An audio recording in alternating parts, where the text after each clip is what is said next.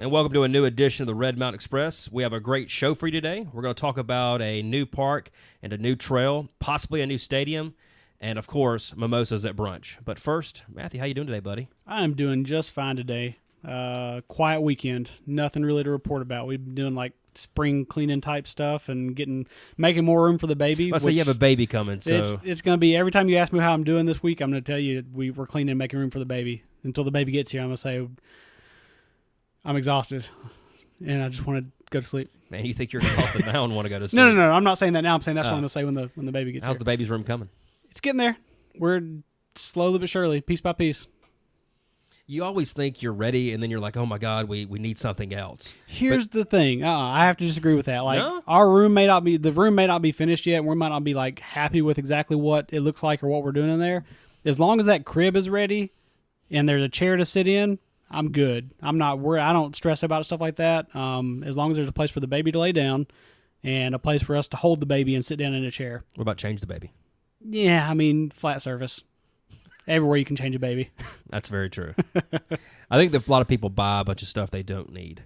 Oh, absolutely. You go into somewhere like Bye Bye Baby. We went in there to register, and we went on Amazon and Target's websites to register, and there's just... the marketing for new parents to buy things is insane. I can't imagine the amount of time and money that go into these ideas to get you to buy things that may be useful or helpful, and you may find a good use for, but you don't really need. We registered for stuff that looked really nice, and I'm sure will be nice if we actually pull it out of the package to use it.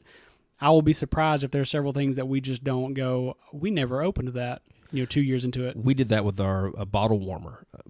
And that's kind of rare because a lot of babies do like a warm bottle. Sure. Maggie doesn't, or didn't. She doesn't drink a bottle anymore. But we never used it. It sat in the box forever. I take that back. I think we took it out and had to use it once because we thought she'd like it. And I don't think it made a difference to her. Right. We did use something I thought we wouldn't use, is the wipe warmer. But I ended up loving that thing. So that's one of the things that I think we registered for one, but I think we've laughed about it. And everybody we've talked to about it, we've kind of laughed about it with yeah, it's going to end up in your bathroom. Yeah, it'll be in the bathroom. It won't be used for the baby. Or what are you trying to say, Matt? That you would use the wipe? I like to be pampered from time to time.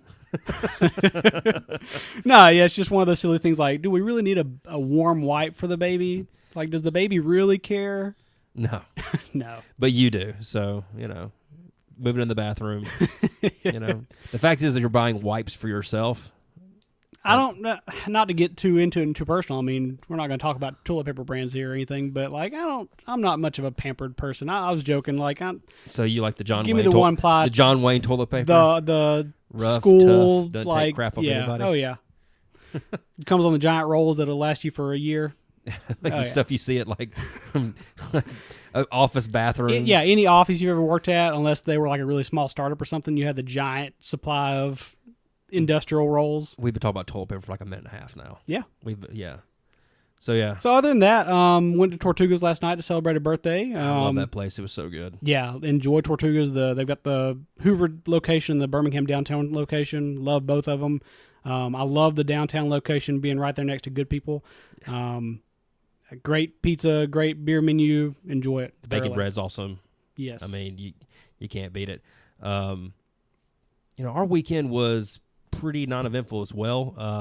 I had to work a little bit on Saturday, and then we went to Vulcan and took Maggie up there and kind of walked around there, saw the new trail, which I'll talk about after on the second part of the show. But that was kind of my weekend too. It was kind of, it was a long week just work-wise, and I think this weekend we just kind of chilled out. So yeah. Well, the weather was nice for it yesterday. Yeah.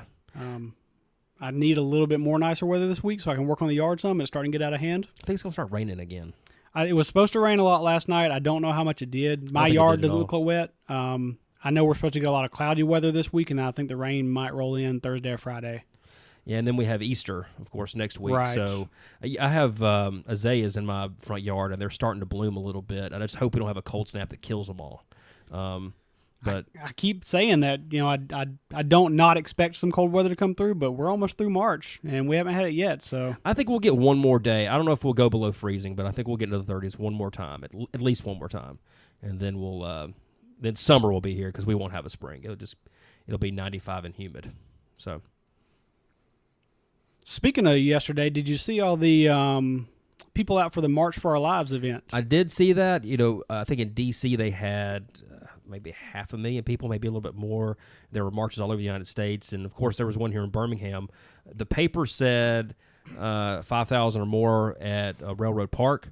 We went to the Vulcan. I got done with work a little bit late for us to even go, but we kind of drove by there, and it was a ton of people at Railroad Park. Well, for anybody that doesn't know what March for Our Lives is, can you give a brief summary explanation? Right. So after the shooting incident in Parkland, Florida, there has been a movement for tougher gun safety laws.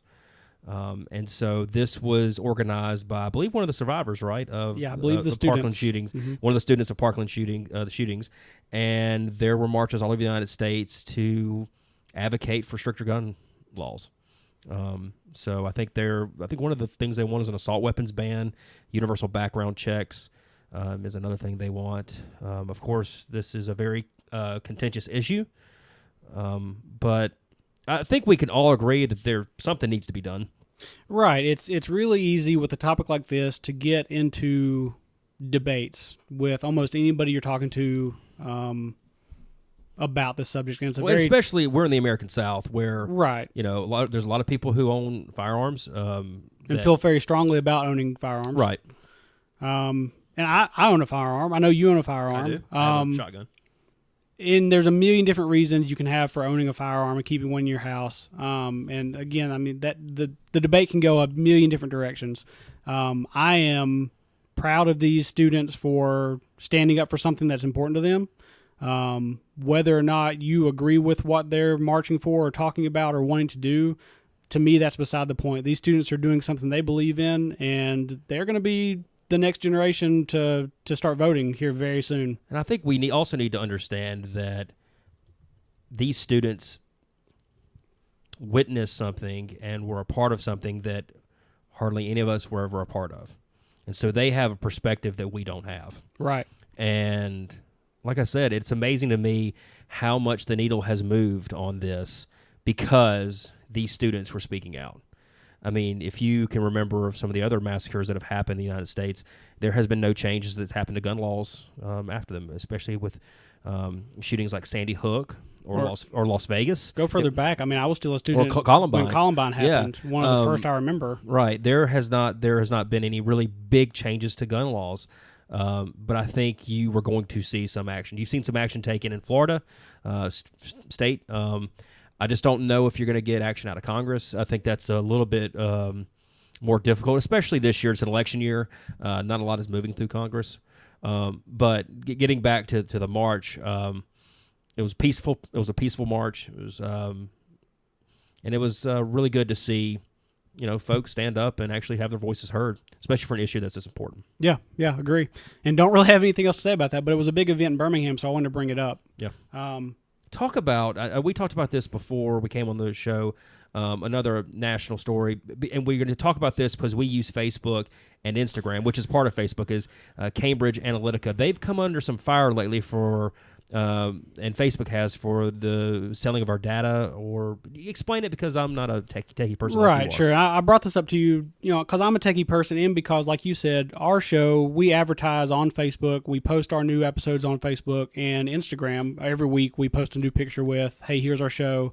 And of course, Instagram is owned by Facebook, as well as, if you use it, an app called WhatsApp, which is a communication chat app.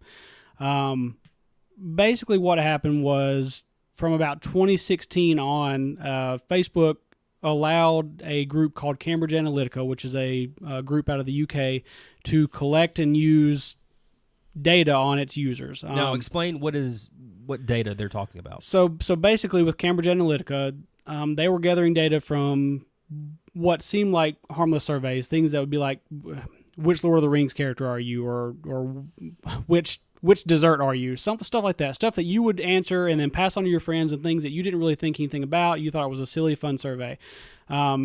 What Cambridge Analytica was bragging about to people they were selling their services to was basically, we can take all this data, all these answers from these users doing these quizzes, and we can come up with a complex profile on this person. So if you're Gandalf from the Lord of the Rings, after you answer all these questions from this quiz, and you're a chocolate souffle as a dessert, through all of the questions they asked to get to that quote-unquote answer, they have taken all of those data points and mixed them with the other data points that Facebook has on you, such as where you live, what other websites you visit, male or female, what your age is, who your friends and family are connected to in Facebook. They can take all these data points. I think the numbers I've read are somewhere up to like 2,000 data points for an average user. And they can come up with a profile on you that tells them more about you than you probably even really know about yourself in some ways. They can use this data to do things like push targeted political ads towards you. And it doesn't take much of an imagination to see how something like this could be used to help sway your vote towards something, let's say in a political season like the 2016 elections. But this is nothing different, right? I mean, they've been selling data for years. Good example, if I'm browsing the internet, like I'm looking at ties at Joseph A. Bank, and then I log on to Facebook, all of a sudden I see a bunch of ads for Joseph A. Bank, right? Right. So this is nothing new. Well, so here's the thing, is that you're right. Every company out there, whether it's Google or Bing or Facebook or Snapchat, whoever, they are collecting data on you and using that as a profile and using it to sell ads. One good way to put it is if you're using a service and you're not paying for it, chances are you're the product. So for Facebook, where these millions and billions of users are using this product and not paying for it, it's because Facebook is using your data to make their money. They're either selling you advertisements or they're selling your data to do something with. So no, that's not new. And nobody should really be shocked that this is happening. People have been saying for years and years that using a service like this means that they have your data and that they can use it for really whatever they want. Whether or not it's against technical laws, it doesn't really matter, because we're in such new territory that there's not really going to be much of a consequence for them at this point. So no, it's not really anything quote unquote new, except that now we're seeing more into what can be done with this data that we hadn't seen previously. We're seeing that a company like Cambridge Analytica can use this data, sell their services to a political party, and then use that data to quote unquote buy votes or gain votes through this data. And that's pretty dangerous territory. Now, for me and for what I've been thinking, the reason I wanted to bring this subject up is because we use these services to try and advertise our show. As Red Mountain Express, we try and post to our friends and family and other people in a certain market, which you can use Facebook to target specific markets. Like I can target everybody in the Birmingham, Jefferson County area between the ages of 18 and 50 that make a certain amount of money reported a year. It's kind of scary how targeted I can get with what I use Facebook for. So we use that service, have used that service, and I'm starting to question whether or not we continue to use that service, take advantage of this data that Facebook has, and allow Facebook to use our data as well. So there's a big movement. Well, I wouldn't know if call it a movement, but there's a call for people to shut down their Facebooks, right? The hashtag delete Facebook. Right. So my question is, do you think it's going to happen? And I'll tell you this, a lot of folks are going to look at Facebook and say, I don't like what they're doing with my data. I disagree. They're in the same boat as everybody else. But at the end of the day, they use Facebook to keep up with family and friends who they otherwise wouldn't keep up with. Do you think that they're going to say, you know what, I'm going to make a point and shut this down? Or do you think they'll say, you know what, hopefully they'll change something down the road, but I'm going to have to keep doing this because I like seeing pictures of my granddaughter? Well, and so that's where I'm at, even just for my personal account, and then, of course, for our Red Mountain Express account is... For my personal life, like I've had a Facebook account since it first came out and was only available to university students. I remember when it first came out, thefacebook.com, and you had to use your university email address. Right. It was a much smaller platform. I used it to connect to other people my age that were also in college that I hadn't seen since high school, or that maybe lived out of state. I lived out of state for a while, so it was useful there, and I thought it was a really cool tool. Of course, the platform has opened up, and everybody's using it for, like you said, keeping up with family members or friends that are out of state, for sharing pictures and thoughts and stuff like that. I deleted my original Facebook account at a point a few years back when I realized that I was, one, wasting too much time on there, two, was arguing with one person in particular about certain political matters. and not getting anywhere. Of course, online arguments very rarely go anywhere. One person has their mind made up, and the second person is just as stubborn. You're just yelling back and forth over the internet. And because it wasn't making any headway, I thought, this is useless. I need to delete this account and quit stressing myself out about stuff that is really not making a difference in the grand scheme of things. Right before we started up with this show, I created a new personal account just so I could make a business account. And don't really use it that often. I might get on there once a month, twice a month, and kind of scroll through and see what people are talking about, but very rarely do I get on there. That's not to say I don't understand why people use it or how they use it. And Facebook offers that service. That's the nice thing about Facebook, is it offers you the ability to keep up with people who you wouldn't normally keep up with. I think it's going to be up to every individual to judge whether or not that service is worth the cost of having your data used for these other things that you're not really consenting to.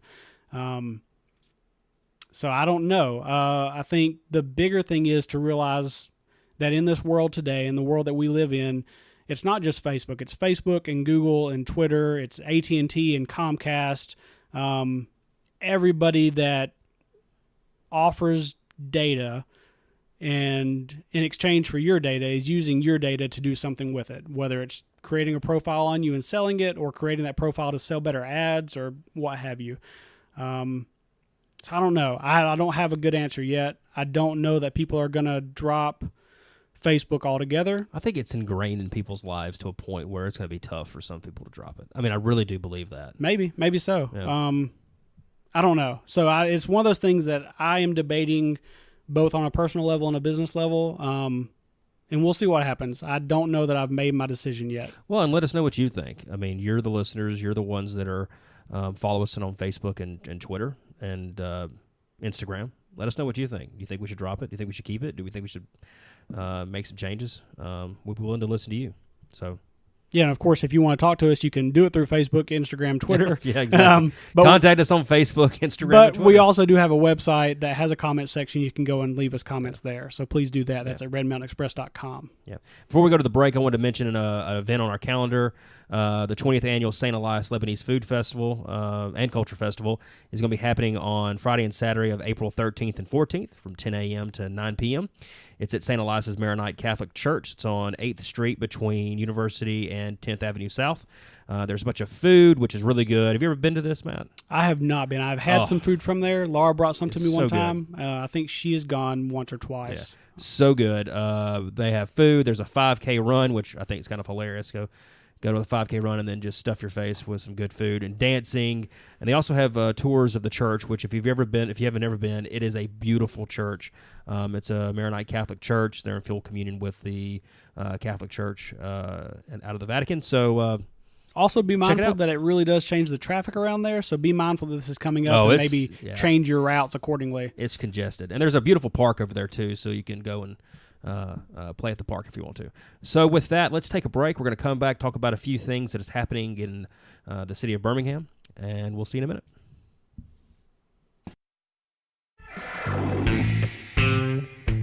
Beecham Woodworks is a locally owned and operated wood shop in Birmingham, Alabama, specializing in custom furniture and small home goods. Chris and Kanan Beecham create a wide variety of unique pieces of all sizes, ranging from cutting boards to farmhouse tables. Using wood sourced from Alabama sawmills, Beecham Woodworks creates affordable quality pieces that will be a one-of-a-kind fixture for your home. So support your local woodworker and visit redmountainexpress.com/woodworks or check them out on their Facebook and Instagram accounts. Beecham Woodworks, turning your house into a home. And welcome back to the Red Mountain Express. Matthew, I know I talked about this earlier, but wanted to save kind of the meat of the conversation for the second half. But the Kiwanis Centennial Park and Kiwanis Vulcan Trail opened this past week, and my wife and I and her cousin and our 15-month-old child went there, and we actually walked on the trail. It's really, really good. Have you seen this yet? Have you been there yet? I haven't been. Was a little bit busy this week, didn't get to go out, but I have seen several pictures from Russ and Amber over at Happenings in the Ham. They posted several things to their account. Beautiful looking park, it seems. Yeah. They did a $5.8 million renovation to the park, the museum that was sponsored by the Kiwanis Club in honor of their 100th year centennial celebration, and also Freshwater Land Trust. The trail is about 2 miles and extends all the way to Green Springs, and the trail is asphalt and the crushed rock. And I think part of that trail has been there forever. I think they just finally connected it. Because it just doesn't look like this is a brand new trail, which is fine. But there's great views. You can see great views of the whole city. It's really wide, so you can take a bike, or we had a stroller, or you can run with a bunch of friends. And it's going to be a part of the Red Rock Trail system, which is proposed to be about 750 miles of trails throughout the Birmingham area, and right now they're up to 100 miles. But the Centennial Park is really cool. They have a fountain, a parking spot right there below Vulcan, and it's great. I've enjoyed it. I really think. Check out our Instagram, as we talk about.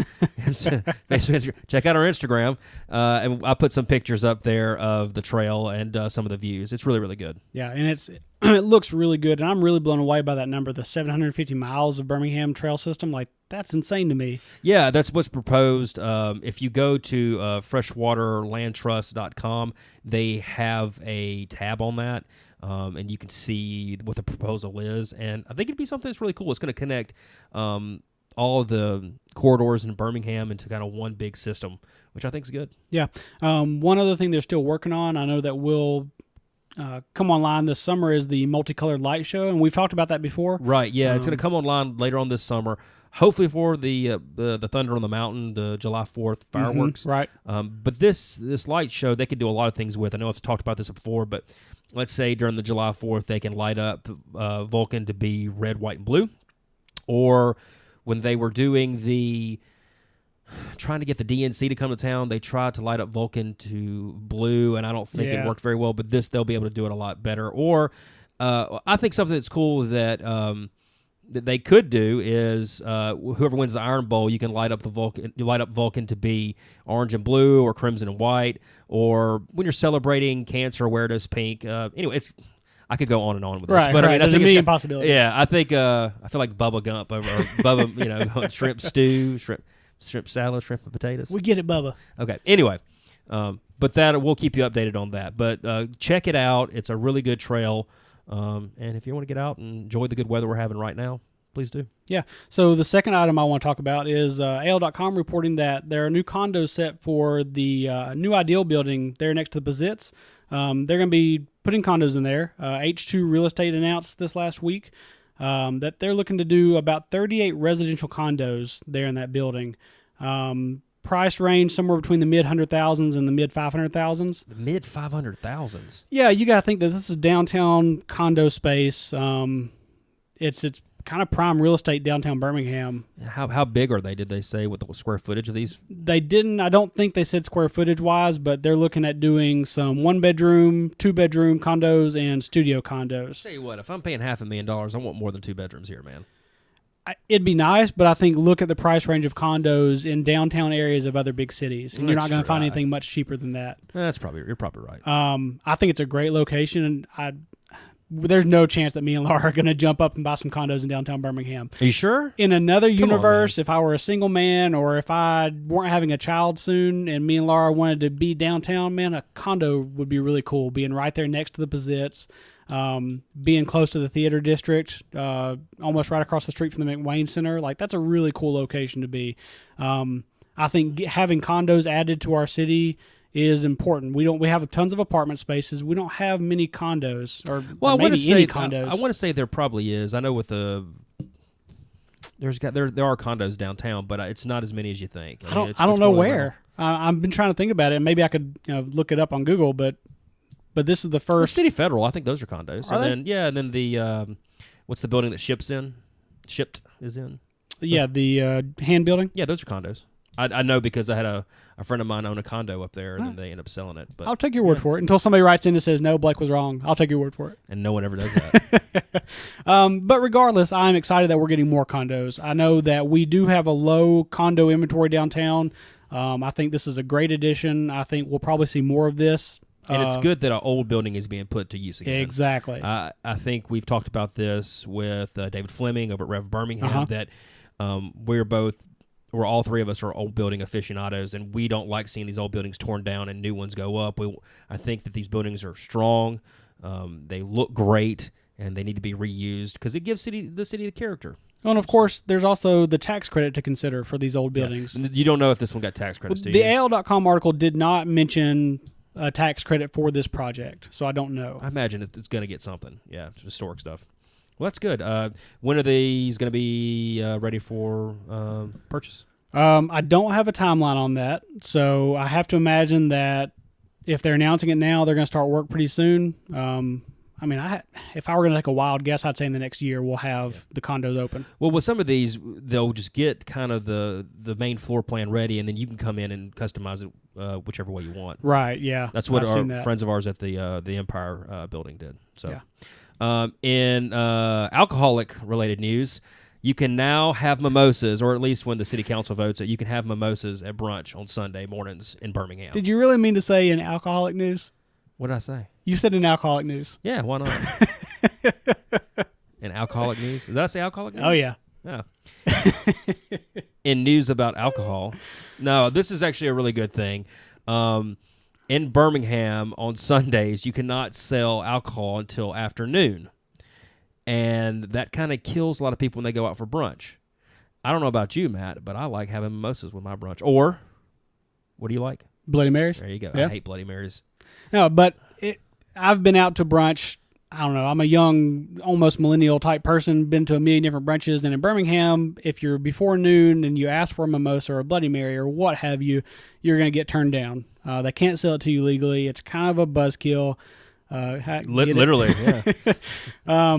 So this is great. This is a small thing, but I think it's I don't think it's that small. I think it's bigger than you think. I think in the grand scheme of things, it can lead to bigger things. I think it opens us up to more restaurants coming, right, especially with the new BJCC renovations and the area around the BJCC Uptown maybe opens up to new restaurants coming in to say, hey, they actually allow alcohol with brunch. Let's come in. Or maybe restaurants that do not serve brunch will maybe start serving brunch. Right. Yeah, that's a good point. I love brunch. You like brunch? I do. Now, are you more of a? Do you like are you like a pancakes brunch, or are you just like just eggs and grits? I'll eat anything for brunch, man. Give me a hamburger for brunch. I don't care. That's not technically brunch. It doesn't matter. I'm not a big breakfast person, but I'm a big lunch person. You're not a breakfast person? So I think brunch is the perfect time. Like if I can get a hamburger at 10 a.m., that's perfect. You know what my wife made this morning? Speaking of brunch and pancakes. I do know what your wife made this morning. I saw your Instagram. You got my Instagram. Or no, it was Snapchat. Yeah. So my wife takes these...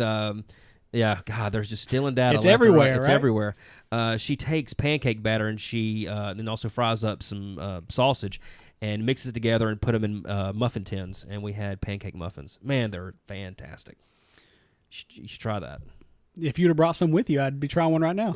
I would have, but they were all gone. So yeah, back to the story. The bill passed. It was 30-0. Right. There's no referendum needed. Right. Most alcohol sales need a referendum by the municipality that they're going to apply to, but this will not need that. The city council will have to approve it, which I'm sure they will.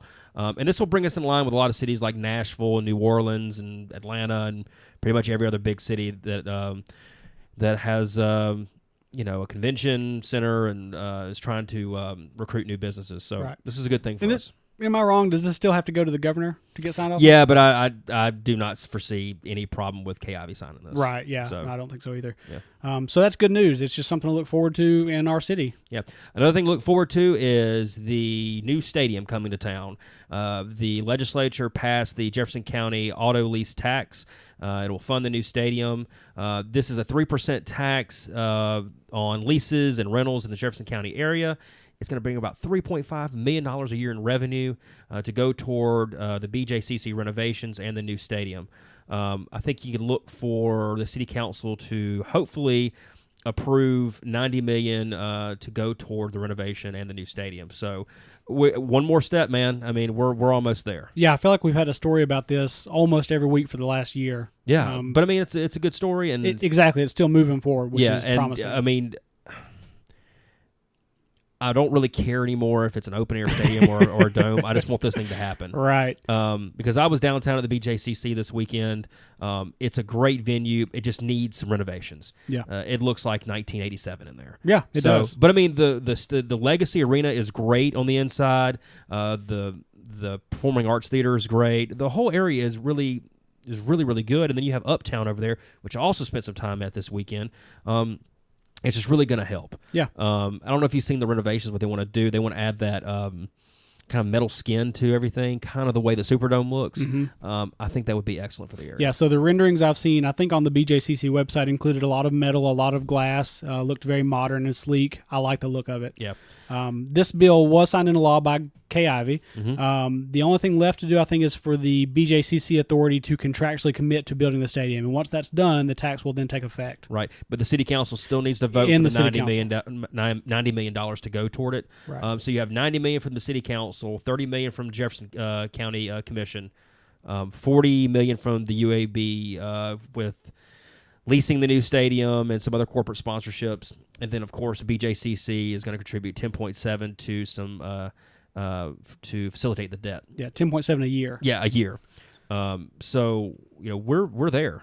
It just needs to pass the city council. I know there may be some roadblocks in the way. I know a couple city council members are worried about the money being spent on neighborhoods. Right. But the mayor has made it very clear that this, the revenue coming from the BJCC is going to go toward rebuilding these neighborhoods. Yeah, and I have to imagine that if we weren't talking about doing this BJCC renovation or building a new stadium, this money is not available for other projects. I mean, this is not money that we're taking from one project to use this just is for the new stadium. money. It's This new is revenue. new money Right. that is earmarked specifically for this project. So it's not like if a city council managed to find a way to block this, that money is still going to be available for something in their neighborhood necessarily. On the flip side of that, if this goes through and we get the BJCC renovations and we get the new stadium, as you said, the money from that, the revenue from that can be used for all sorts of things from here for the next 30 years. And I think you'll see a lot of improvements to the neighborhood that's adjoining to the BJCC. I mean, you see what's happened with Railroad Park and with Avondale renovations over there. I think it really helps those neighborhoods already, but I think it's important those neighborhoods do get the money that they have been needing for years, that streets are paved, and I think this is a way that we do both. I really do. I think next is the argument over open air or dome stadium. I think that argument's dead. It's not dead, man. So, I mean, I'm fine with an open air stadium, but what are you going to do in the open air stadium in December, January, and February, and early March? Look, you live in Alabama. You've got jackets. Oh, you know man, what to expect come with the on. weather. I Come mean, we on. play sports outdoors. That's what we do, unless it's basketball. Yeah, but you can't use the stadium floor for anything I else. bet we'll find a way. You want to have a car show inside there during February? Nah, I don't really care about car shows. Yeah, but other people do. I think there are still arguments for a dome stadium or a retractable ceiling stadium, but open air's I think retractable is too expensive. Yeah, It is expensive, and as you've seen from other stadiums, there can be issues with those retractable ceilings. I just think open air is the way to go financially and for this part of the United States. Yeah, 55,000 seat stadium. I will say this: I hope that they make it big enough to where you could attract maybe Alabama to come play a game against maybe not a huge opponent, but kind of a.